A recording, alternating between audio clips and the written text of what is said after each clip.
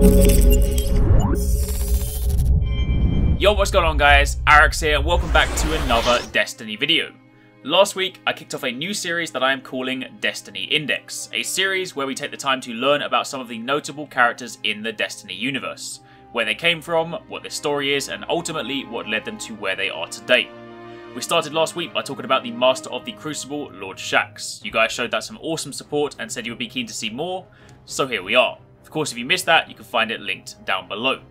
Today, however, we are talking about one of the more mysterious guardians that frequent the tower, Eris Morn. If you do enjoy this, then a like would be hugely appreciated, and be sure to comment down below, let me know your thoughts, and if there are any characters you would especially like to know about. Now let's begin. Eris Morn first crossed our paths as guardians during the events of the Dark Below, a mysterious hunter untrusted by many who would later prove to be a key ally and source of intel in the fight against Crota. However, while that may have been our first encounter with this guardian, Eris' story begins well before this.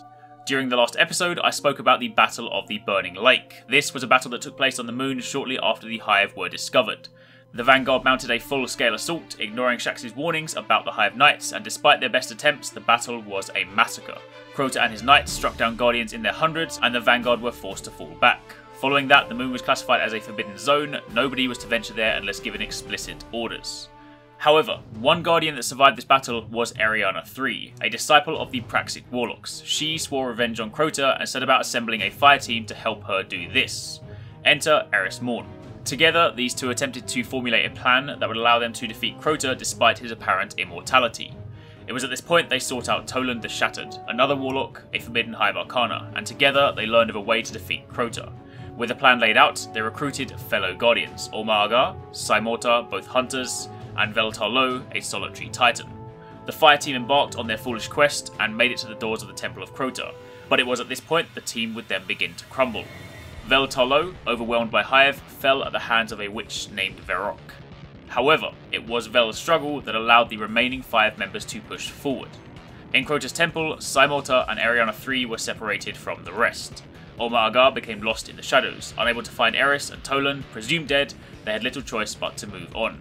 Meanwhile, S-ATAIII and Aurora III were hunting Omnigul, but were instead ambushed by the very creature that they hunted.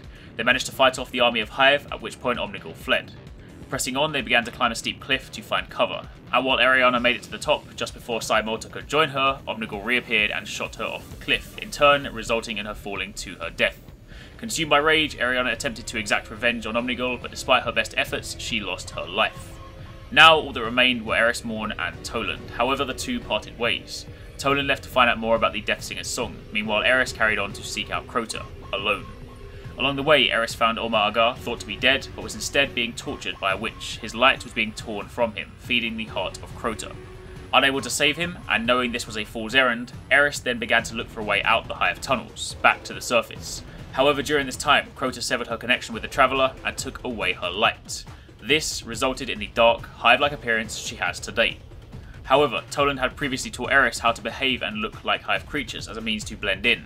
So with this knowledge, Eris was able to survive down in the Hive tunnels for years. During her time there, she learned much about her foes, secrets unbeknown to the Guardians of Earth.